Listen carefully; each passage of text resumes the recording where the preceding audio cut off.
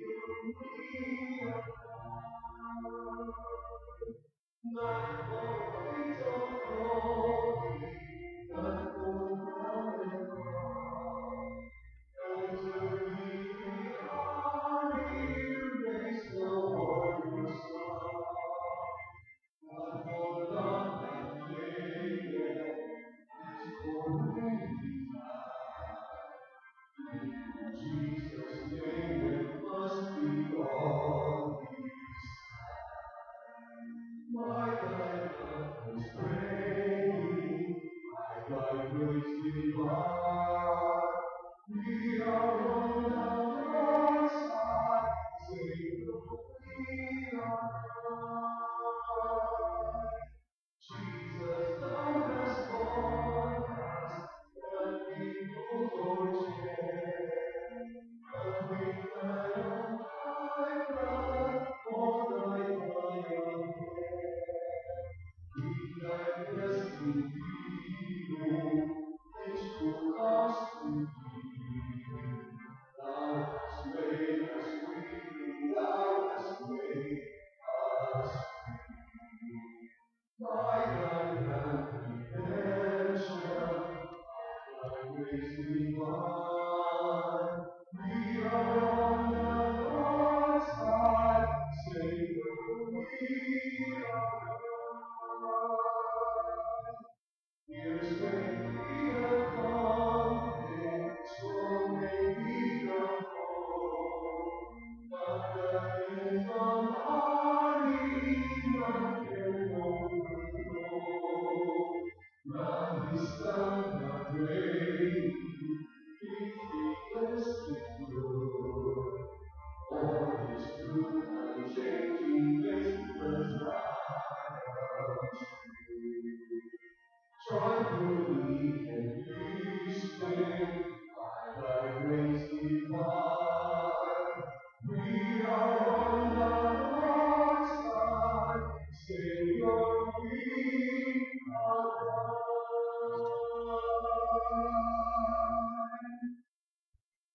Ang makapangyarihang Diyos na nakakita ng lahat ng puso, nakakaalam ng lahat ng hangarin, at walang lihim na naninig sa iyo.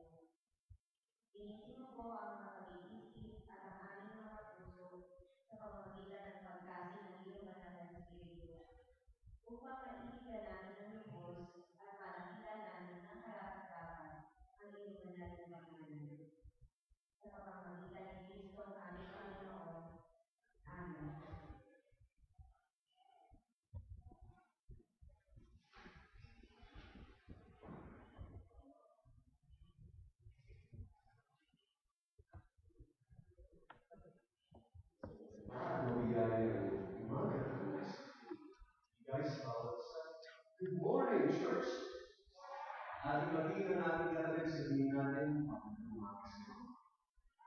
how are you today? Are you okay? You look good. You look good. We must look good in the presence of the Lord. Amen? Lahat ng nandito na nagmamahal kay Jesus, na nais niya sambahin ang Panginoon at masalamatan, pumalakpak po ng mga. Salamat sa Panginoon. Hallelujah. Ang sabi ng Panginoon, kung may dalawa o tatlo na nagkakatimon sa ating pangalan, ako ay naroon sa kanilang kalamitan. Sabihin mo sa iyong katabi, narito si Jesus. Maging magalak ka. Parang biglahin yung muko. God is with us and He is here. Ang sabi ng Biblia, kung saan daw naroon ang presensya ng Diyos, there is joy and there is peace. Kaya kung hindi ka kapatid, bawal ang nakasimangon pag sumasamba sa Panginoon. Kaya sabihin mo, huwag ka nang sisimangon. Nag-discourage ako pag sumisimangon ka. Kaya sa pangalan ng ating Panginoon, ay welcome sa kanyang presensya at nagagalatin tayo na makasama po natin ang isang balikbayan po natin, kapatid.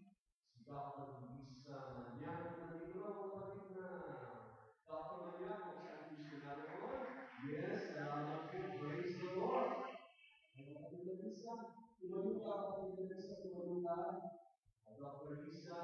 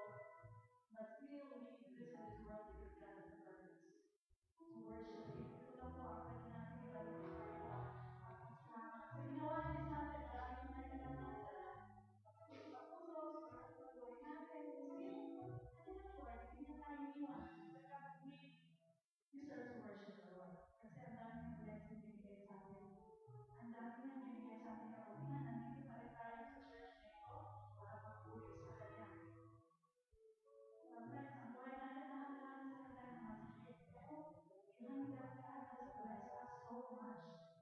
So this is the time to worship the Lord and to give that bow to the Lord, to the authority that the Lord is given us. Bow to Him and worship Him. Hallelujah. I will bow to you, to no other God but you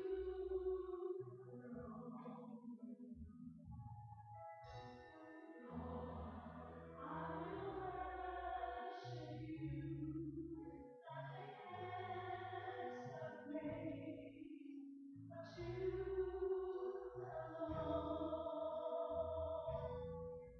I'll lay down my yours, wrongs I have made, all that's taken my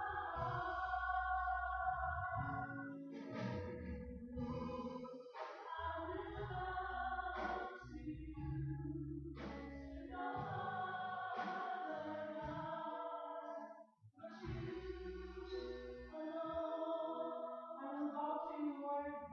Meron po mga problema, meron kami pamanan, pero meron po kami mga daladala. Kaya po, Panginoon, Father, that we are fasting po, but still we will bow to you, Lord. Bigyan natin sa iyo lahat ng mga dalangin natin sa bagay ng Lord. At ikaw makakaano sa buhay ng bawat isa ng Lord. Church, let's worship the Lord and declare, I will bow to you, Lord. I will lay down my idols. At ano po nakakaharap sa buhay namin spiritual, nakakaharap mga buhay sa Panginoon, bigyan natin sa kanyang kapatid. Hallelujah. Hallelujah. I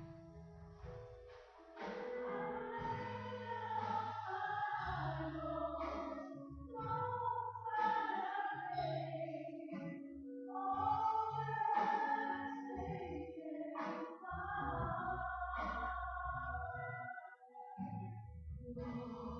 I will bow to you, to no other God but you alone, but you alone, but you alone. Sa ilang Panginoon na ikaw ang Diyos namin. How great is our God. Hallelujah. Thank you, Jesus. How great is our God. How great is our God. Sing with me, how great is our God. And all will see how great. How great is our God. Hallelujah. How great is our God. Sing with me, how great is our God. And all will see how great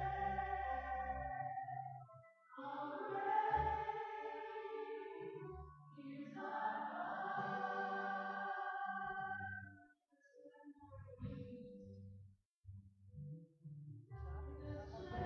The splendor of glory, clothing majesty,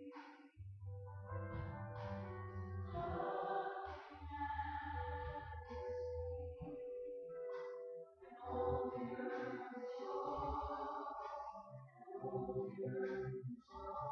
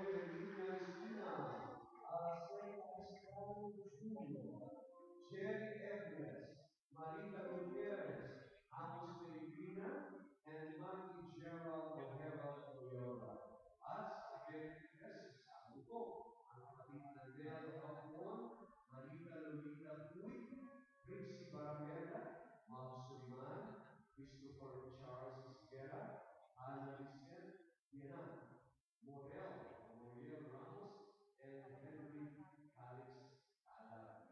At sa mga may kaarawan o anibersaryo ng kasal, bukas po ang pagdating ng Jerry and Mary Edres, Rodito and Carmen Del Rosario sa pagdating, sa 20 Cholo and Roslyn Isquera, Ricardo and Elois sa Yohanos 21, at sa pagdating ng Homer and Marita Gutierrez. Sinandiyan ko naman kayo, papadalangin kayo Pastorador, meron kong tinatawag at ibang pamandudusyo kasama kayo. Sabi ko, papasalain ang papadalangin. At papasalain, tawag na ako natin. Happy birthday! Tumawag ka sa pagkakas.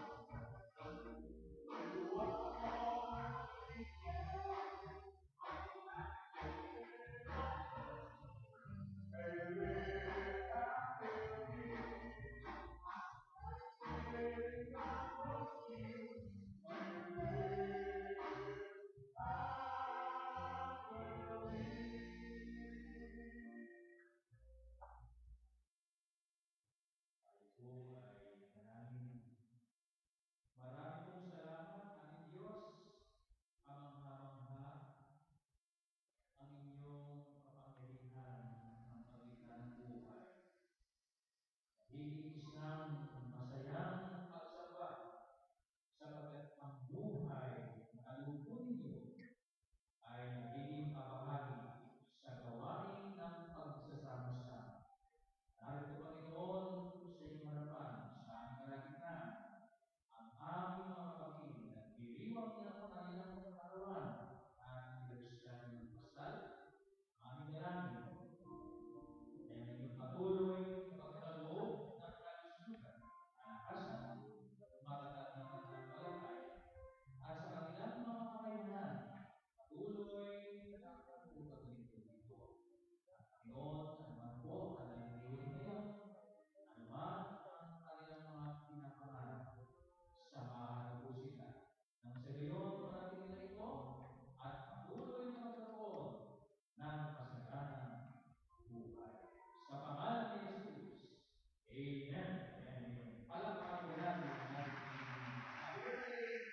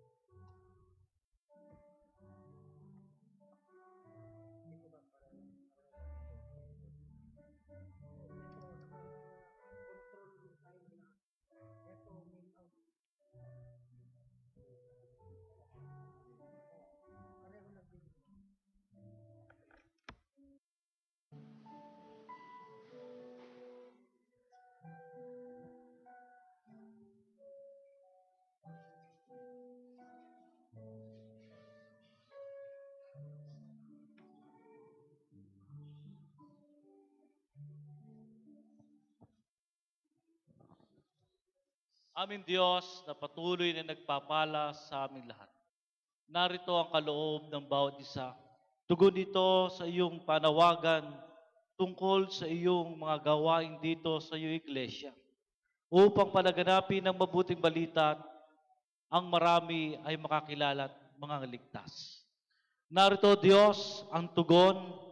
Narito, Diyos, ang kanyang kaganapan ng pagkakaloob. Tanging sa iyo lamang ang lahat ng ito. Kaya salamat po.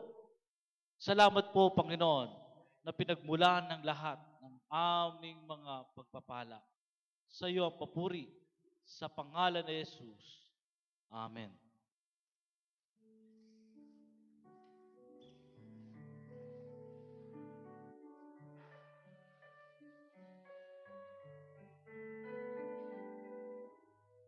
Sa ating pong paglapit sa Panginoon, awitin po natin ang Christ is the answer. Magtiwala tayo sa ating Diyos na siya ang katugunan ng lahat ng ating pangangailangan. Christ is the answer to all my longings. Christ is the answer to all my needs. Savior, baptizer, the great physician. Oh, hallelujah. He's all I need. Minsan pa, sabihin natin sa Panginoon, Christ is the answer to all my longings. Christ is the answer to all my needs. Savior, baptizer, the great physician. Oh, hallelujah. He's all I need.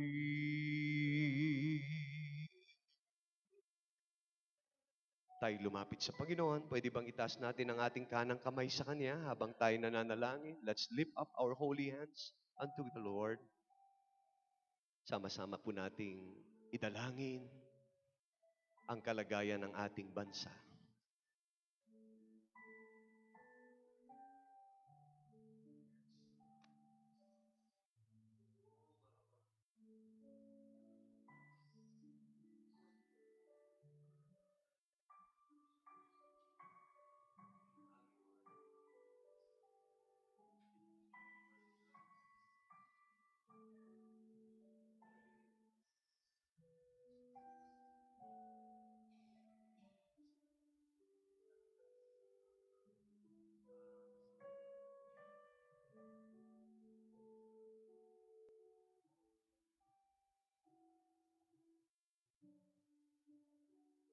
Ngayon naman ay ating idalangin ang ating minamahal na iglesia.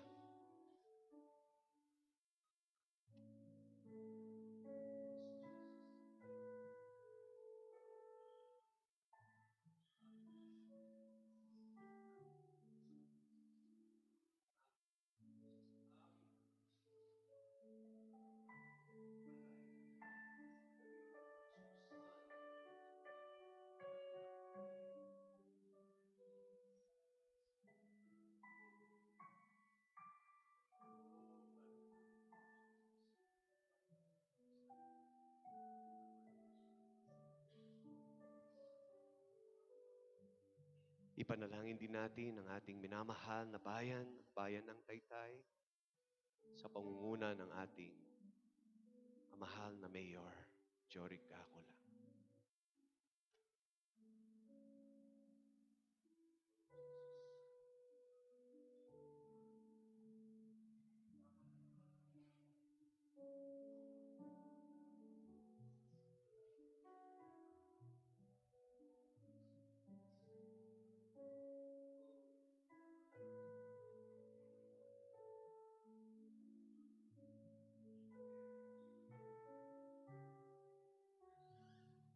Isama rin natin sa ating dalangin ang lahat ng ating mga kababayan, mga mahal sa buhay, mga kaibigan na nasa ibang bansa ngayon. Ang Panginoon ang mag-ingat at magpahala sa kanila. Sama ang ating mga missionaries na nasa iba't ibang dako ng kapulungan ng mundo.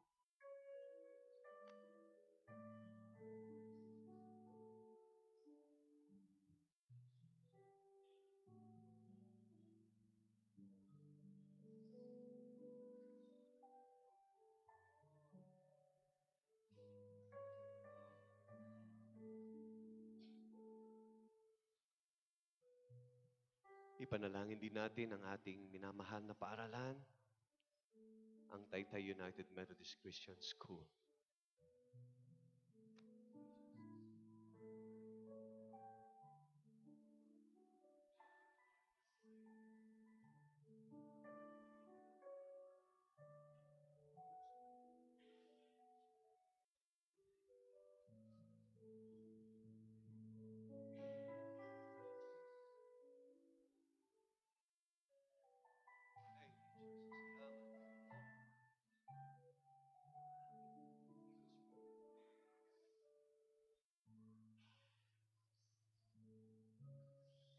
At ang panghuli, panalangin natin ang ating kapatid na kasama natin ngayon sa ating pagsamba. Unahin natin ang ating kapatid na nasa gawing kanan natin. Itaas natin siya sa ating Panginoon. Alam ng Diyos ang kanyang pangangailangan at ang kanyang kalagayan.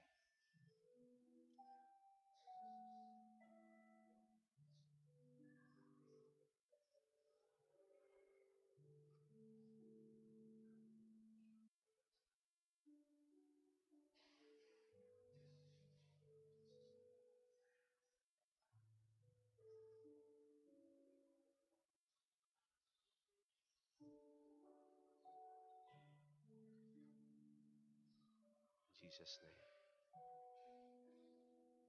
Ang ating kapatid na nasa ating gawing kaliwa, atin din siyang dalhin sa panalangin sa ating Panginoon.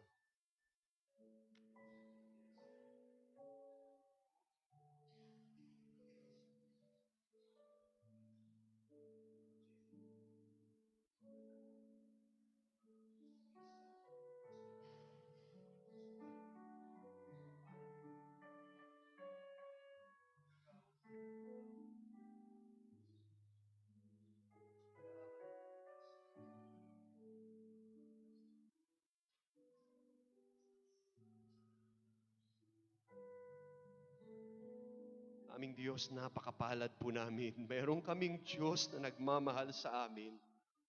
Na kahit na nung oras kami ay makakalapit sa Kanya. At handa niya kaming pakinggan. Handa niya kaming tanggapin. Handa niya kaming tulungan at saklolohan. Salamat, Panginoon, na sa umagang ito, ang aming mga dalangin, ang aming intercession, ang aming pamamagitan, O Diyos, ay narinig po ninyo. Sapagkat iyan po ang ipinangako mo sa amin, na kung kami lalapit sa iyo, hindi kami mabibigo sa pamamagitan ng aming pananampalataya. Tinatanggap po namin ang katugunan ng aming mga dalangin, ang iyong biyaya, ang iyong himala, Panginoon, ang iyong pagpapagaling sa amin. Salamat, kinatagpo mo kami ngayong umaga. Maraming salamat dahil kayo ay Diyos na buhay, maawain, mapagmahal at mahabagin. Salamat na sa umagang ito, meron kang ginawa sa amin, sa aming buhay, sa aming pananalangin. Ang kalooban po ninyo, ang patuloy na maghari sa aming buhay. Ito po ang aming dalangin sa matamis na pangalan ng aming Panginoong Hesus, na siyang nagturo sa amin ng ganitong panalangin.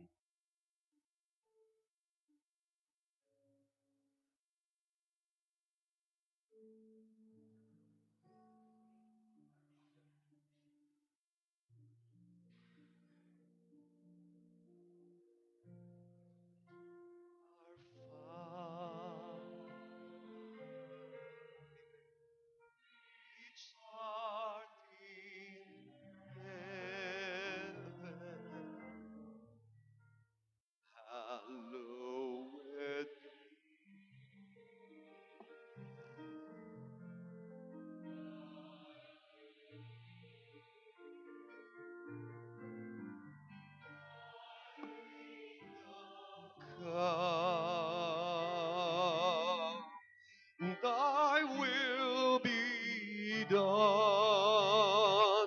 on earth as it is in heaven.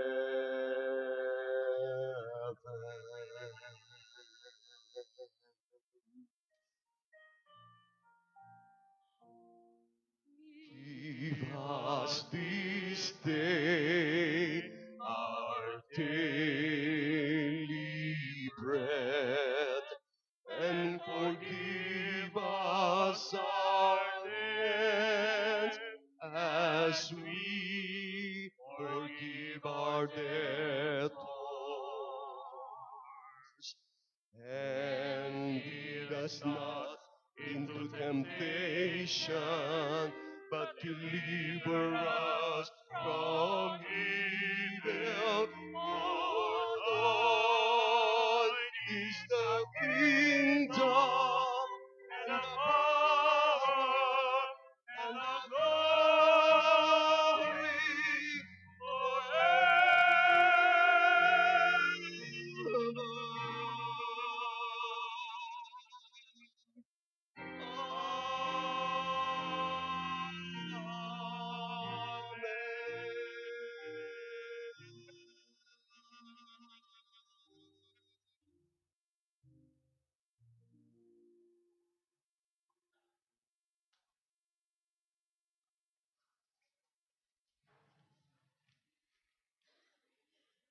Tayo pong lahat sa Genesis chapter 28 verses 10 to 19a. Ito po ang sinasabi. Umalis nga si Jacob sa Beersheba at nagpunta sa Haran. Inabot siya ng paglubog ng araw sa isang lugar at minabuti niyang doon na magpalipas ng gabi. Isang bato ang inunan niya sa kanyang pagtulog. Nang gabing iyon, siya'y nanaginip. May nakita siyang hagdan na abot sa langit at nagmamanhik manaog doon ang mga anghel ng Diyos. Walang ano-ano'y nakita niya si Yahweh sa tabi niya. Wika sa kanya, "Ako si Yahweh, ang Diyos ni Abraham at ni Isaac. Ang lupang ito na iyong hinihigan ay ibibigay ko sa iyo at sa iyong lahi. Darami sila na parang alikabok sa lupa at lalaganap sila sa apat na sulok ng daigdig. Sa pamamagitan mo at ng iyong lahi ay pagpapalain ang lahat ng bansa. Tandaan mo, susubaybayan kita at ipagtatanggol saan ka man magpunta, at ibabalik kita sa lupaing ito. Hindi kita iiwan hanggang sa matupad ang lahat ng sinabi ko sa iyo." Nagising si Jacob at ang sabi, "Hindi ko alam na narito pala si Yahweh. Nakakapangilabot ang lugar na ito. Tiyak na ito ang tahanan ng Diyos at ang pintuan ng kalangitan." Maagang gumising si Jacob ng umagang iyon.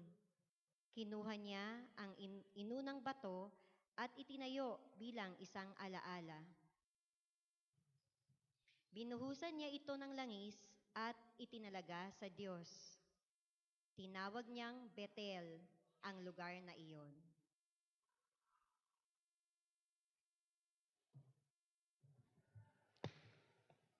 Mula sa sulat ni Apostol Pablo sa mga taga-Roma, Kabanatang 8, talatang 12 hanggang 25.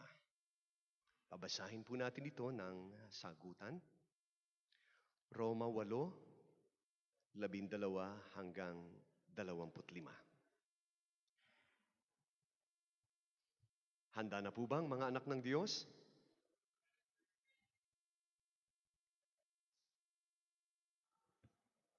Salamat po sa mga sumagot. Handa na po ba kayo? Roma, Kabanatang 8, talatang 12 at sabay-sabay tayo sa talatang 25. Ganito ang ating matutunghayan. Mga kapatid, hindi na tayo alipin ng likas na hilig ng laman, Kaya hindi na tayo dapat mamuhay ayon sa katawang makalaman. Sapagkat mamamatay kayo kung namumuhay kayo sa laman. Ngunit kung pinapatay ninyo sa magitan ng Espiritu Santo ang magawa ng laman, mabubuhay kayo. Ang lahat ng pinapatnubayan ng Espiritu ng Diyos ay mga anak ng Diyos. Sapagkat hindi kayo tumanggap ng espiritu ng pagkaalipin upang muling matakot. Ang tinanggap ninyo ay espiritu ng pagiging anak, at ito ang nagbibigay sa atin ng karapatang tumawag ng Ama, Ama ko. Ang Espiritu ang nagpapatotoo, kasama ng ating Espiritu, na tayo'y mga anak ng Diyos. At yamang mga anak, tayo'y mga tagapagmana ng Diyos at kasamang tagapagmana ni Kristo, sapagkat kung tayo'y nakikipagtiis sa Kanya, tayo'y dadakilain ding kasama niya. Para sa akin, ang mga pagtitiis natin sa kasalukuyan ay hindi maihahambing sa kaluwalhatiang mahahayag sa atin balang araw. Nananabik ang sangnilikha, Diyos ang Kanyang mga anak. Nabigo ang sanglilikha, hindi dahil sa kagustuhan nito, kundi dahil itinulot iyon ng Diyos. Gayunman, nagbigay rin siya ng pag-asa. Sapagkat ang sangnilikha ay palalayain sa pagkaalipin nito sa kabulukan at makakahati sa maluwalhating kalagayan ng mga anak ng Diyos. Alam nating hanggang ngayon dumaraing ang sanglilikha dahil sa matinding hirap na tulad ng isang nanganganak. Hindi lamang sila, tayo man tumanggap ng Espiritu bilang unang kaloob ng Diyos, ay napapahimutok samantalang hinihintay natin ang pag-aampon sa atin ng Diyos, ang pagpapalaya sa ating mga katawan. Naligtas tayo dahil sa pag-asang ito, ngunit hindi yon matatawag na pag-asa kung nakikita na natin ang asahan. Sapagkat sinong tao ang aasa pa kung ito'y nakikita na niya? Sabay-sabay po tayo. Ngunit Ngunit kung kung umaasa umaasa tayo tayo sa sa hindi hindi natin natin nakikita, nakikita, ito'y hinihintay hinihintay natin natin iyon ng ng buong tiyaga. Inaanyahan ko po kayong tumayo para sa pagbasa sa Ebanghelyo.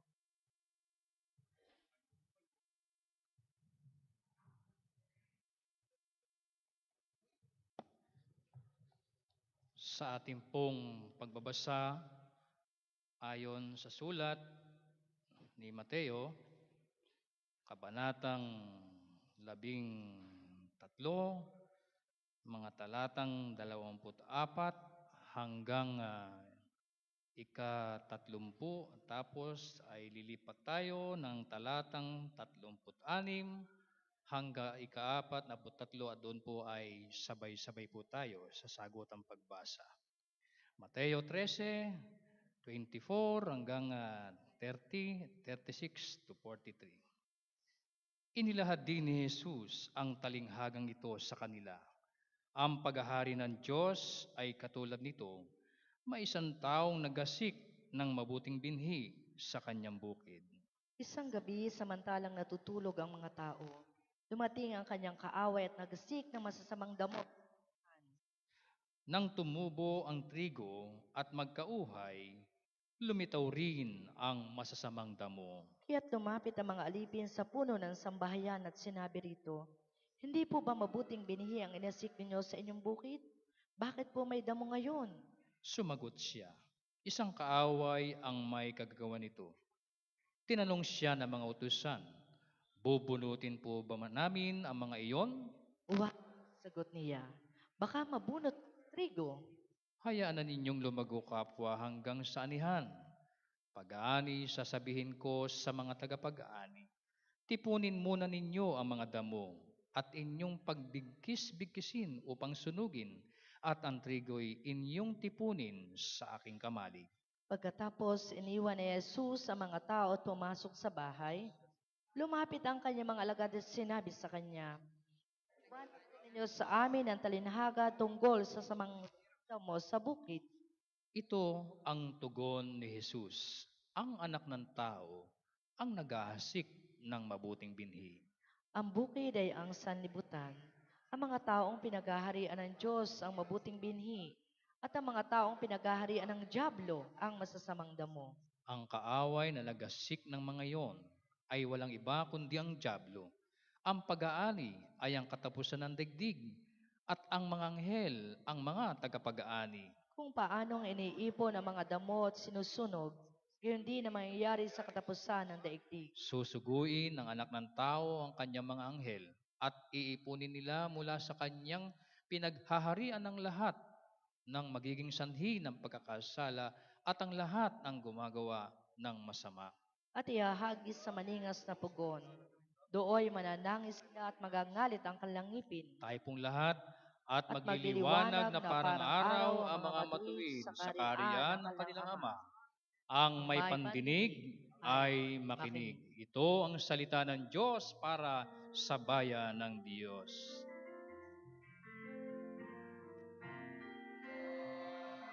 Lord is a lamp unto my feet and a light unto my path. Thy word is a lamp unto my feet and a light unto my path.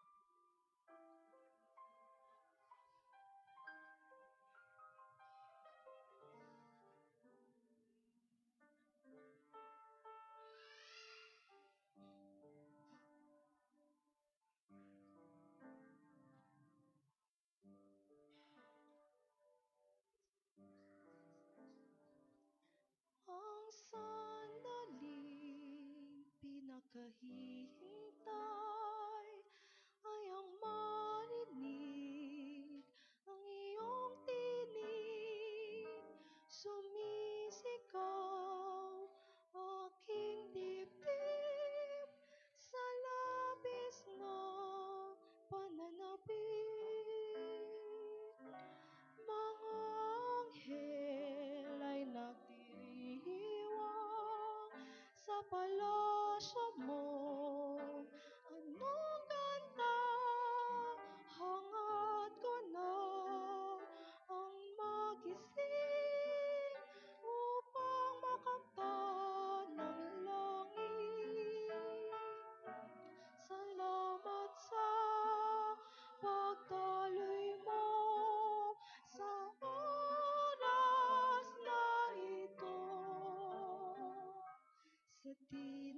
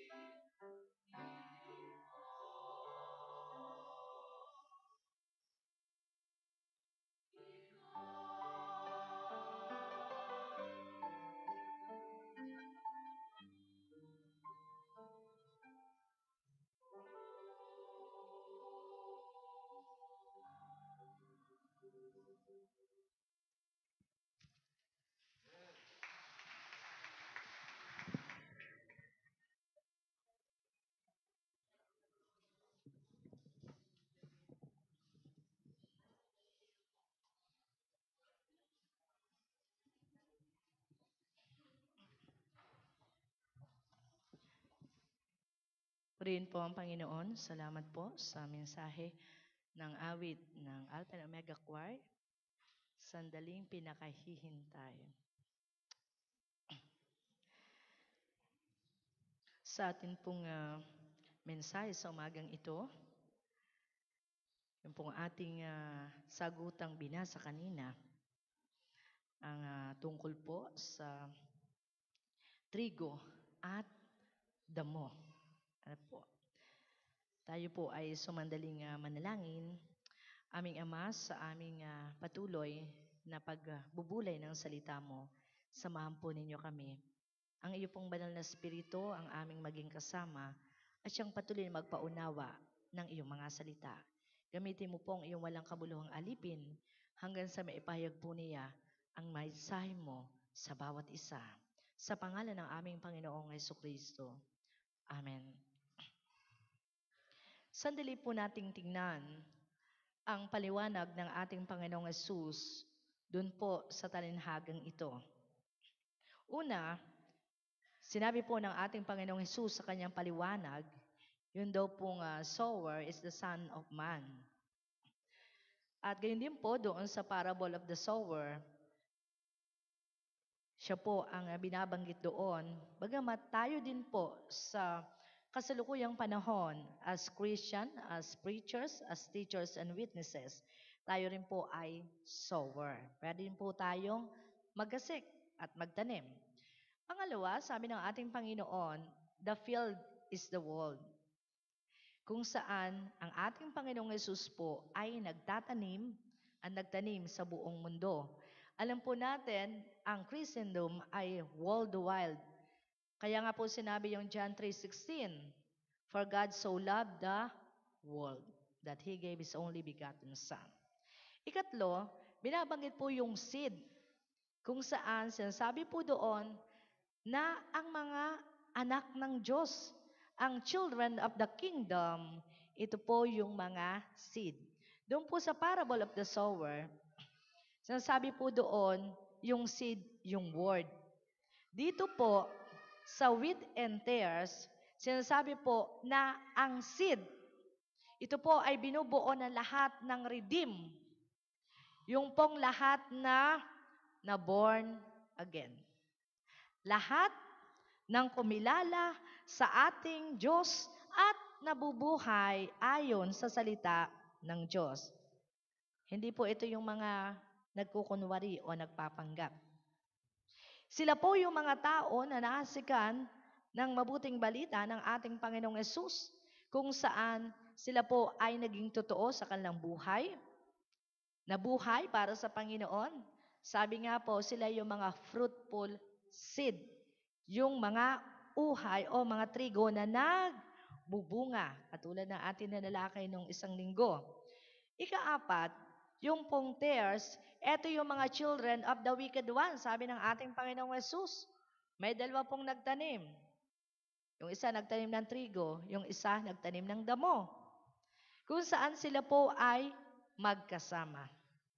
Sa picture po ng church at even ng mundo, makikita po natin, ito po ay binubuo ng saved, ng unsaved, ng good, ng evil, ng possessors at ng professors.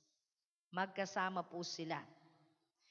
At ganoon din, sinabi po ng ating Panginoong Jesus, yung enemy, ito po ang demonyo, si Satanas. Ang totoo, siya po ay real personality. At siya po ay tremendously active today in sowing tares wherever the Lord sows wheat. Ika-anim, the harvest is the end of the age. Kung saan sinasabi po ng ating Panginoong Jesus, darating ang panahon kung saan magkakaroon ng pag-aani. At ang Panginoong Jesus po, sa kanyang muling pagbabalik ay gagawin ito. 7, yung pang mga reapers are the angels. Sila po yung mga tagapag-ani. At ang totoo, yan naman po ay makikita natin sa Biblia. Ngayon, nais po nating makita, katulad ng ating hymno kanina, who is on the Lord's side. Yan. Sino nga ba ang mga nasa side ng ating Panginoon? Kaya ang ating pong pagbubulay, ang mensahe ng Panginoon para sa atin sa pamagitan ng talinhagang ito. Children of God, arise and shine. Yung pong wheat and tares, una, sabi po doon, ito ay magkasama, a mixture of good and evil. Yan, dyan po sa nakikita nyo iyan, a-identify nyo po ba kung alin dyan? Yung trigo at saka yung damo. Ang hirap. Ano po? Lalo na pag nakita nyo mamaya yung sa kabukiran na, napakahirap pong i-identify. At ang failure to recognize, yung pungatohanang yan, sabi nga, nagdadala po sa mga tao minsan ng discouragement. Bakit? Yung pong mga unbeliever na tinitingnan, sabi nga yung mga Christian, para pong nasa aquarium. Pagka tinitingnan niyo yung mga mananampalataya, hindi po nila ma-identified sino ba yung totoo. Kasi marami po ang nagpapanggap. At ang hirap i-identified. At mismo nga tayo na mananampalataya na, minsan tayo po ay, sabi nga, nalilin lang pa. Nalilin lang tayo. Sa bagay, yun po nga, merong isang, sa Amerika po, kung kilala niyo yung si Captain Thunderbolt. Sino po nakakilala dun sa kanya? Si Captain Thunderbolt. Siya po ay isang English robber. At siya po ay nag-escape pamunta sa Amerika. Kung saan nag-practice po siya ng medicine. Kalain nyo, magnanakaw. Biglang nag-practice ng medicine. At ang kanya pong ginamit na pangalan is Dr. John Wilson. Ang ganda ng pangalan niya. Ano po? At siya po ay lagi, ang damit niya makapal na makapal na makapal. Covering po yung para sa deformed leg niya. At bago po siya namatay, sabi niya po sa kanyang kaibigan, pagka ako namatay, ibuburol mo ako. Huwag mo nang tatanggalin yung mga damit ko. Yung 3 damit, wala kang tatanggalin. Pero, yung pong mga mortician, hindi sinunod, hindi in-honor yun. Kasi kailangan siyang, di ba, i-imbalsa mo. At nakita po ng mga mortician, may mga scars siya, may wounds, at saka po, yung wicked leg niya. At pagkatapos, yung mga sheriff po, nakita po ng mga sheriff, yung mga diamonds, gold, at kung ano-ano pa na nadoon sa bahay ni Thunderbolt. Siya po pala ay a thief in disguise. Aba, patay na, saka pa na-discover. Yun po yun. Dahil sabi nga po, yung anghel ng yung anghel ng kadiliman ay nagaan yung anghel ng kaliwanagan. Kaya ano to, minsan mahirap, sabi pong ma-recognize. Ano po? Ang hirap nating i-recognize. At ngayon, ito po ay nagbibigay din noong, sabi nga, even kaguluhan dun sa mga mananampalataya. Kasi ang hirap. Sabi niya, hindi mo alam kung sino ang iyong kakampi at kung sino ang iyong kalaban. At ang totoo po, from the very beginning ng creation, yan na po ang purpose ng kaaway. Ano po? I-spoil at i-hinder yung growth ng kingdom. At nagsimula si Satanas kay Adan at saka kay Eva sa Garden of Eden. Pagkatapos po noon, nung ipinangako na darating ang Kristo, siya ipapanganak, alam po natin, nung ipanganak siya, gustong-gustong putulin ni Satanas yung lineage niya. Nung ipinanganak si Jesus Christ sa pamagitan ni Herodes, siya po ay gustong patayin. Kaya ang daming pinatay na mga bata, ages 2 pababa. Kaya sabi po doon, ang Bethlehem, ang Rama, ay napuno ng iyakan dahil doon. So si Satanas may kagagawa noon sa pamagitan ni Herodes. Yung po mga disciple din ni Jesus Christ, gusto ding i-deflect ni Satanas yung kanilang loyalty. Kaya nga one time, tapos yung purpose. One time nga sinabi ni Jesus Christ kay Peter, Satanas, lumagay ka sa aking likuran. Aba, kalain nyo ba yun? Si Peter, kasama. Yun pala, si Satanas, nai-impluensyahan siya. And finally, kung makikita po natin, yung crucifixion, yung cross, impluensya din po ni Satanas. Na yung mga leaders, yung mga Pharisees, yung mga scribes, yung mga Jews, siya po ay ipapako sa krus. Pero yon ang hindi alam ni Satanas. Na yung krus, doon po ang tagumpay ni Jesus Christ. Kaya purihin natin ang ating Panginoon.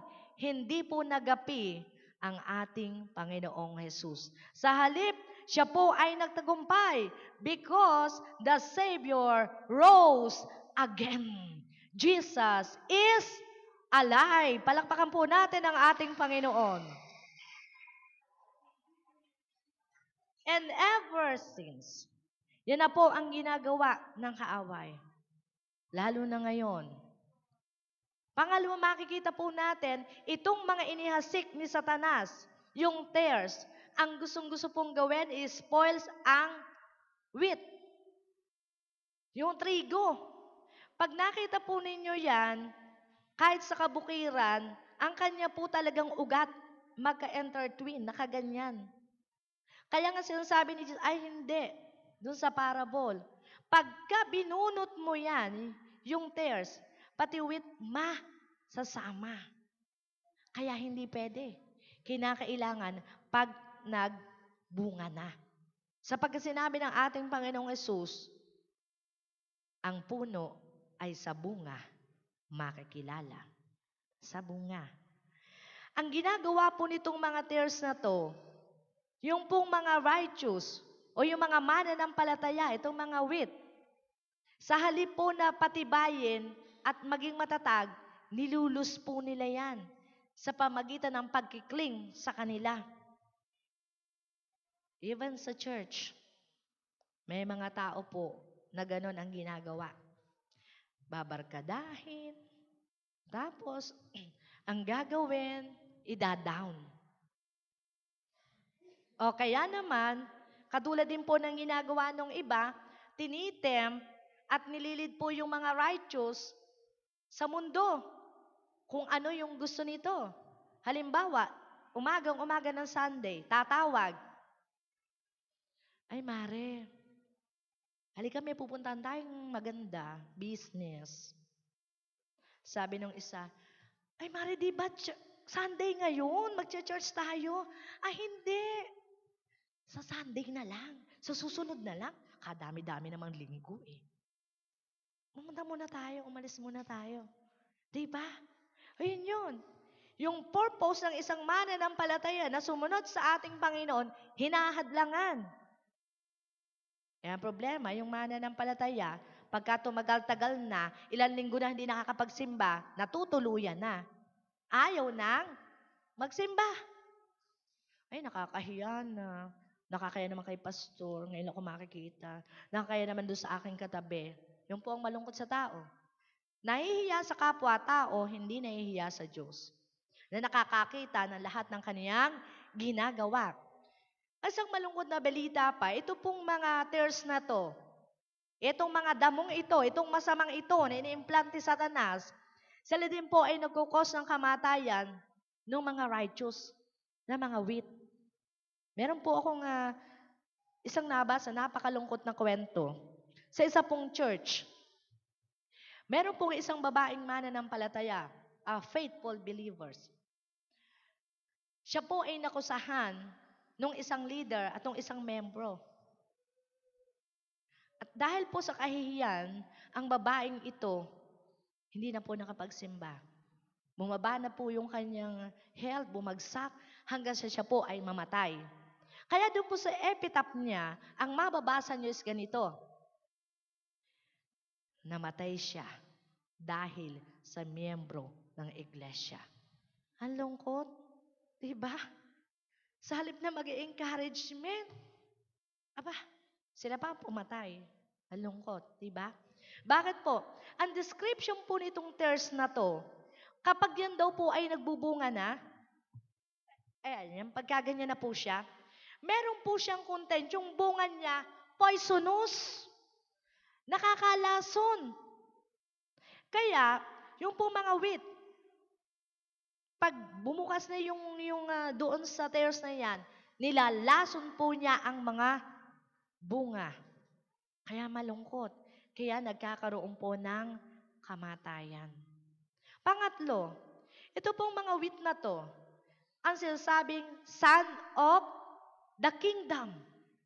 Kaya ang challenge is, kung tayo po ay mga trigo, kung tayo ay totoong anak ng Diyos, let us arise and shine.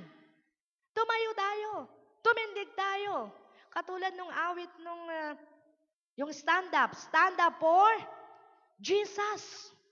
Tumayo tayo. Tumindig tayo. Kasi tayo po ay nasa panig ng Diyos. Bakit? Kasi kung kailan daw po yung mga children of the kingdom ay natutulog, saka po gumagawa ang kaaway, di ba? Katulad doon sa talinhaga. Saka po nagpa-prosper ang evil works kapag ang mga anak ng Diyos natutulog. Ang tanong, how is sleepy the God's people? Sa loob po ng 2,000 taong mahigit na, gaano kaya natutulog ang mga mananampalataya? Bakit hanggang sa kasalukuyan ang kasamaan nagpa-prosper? Diba?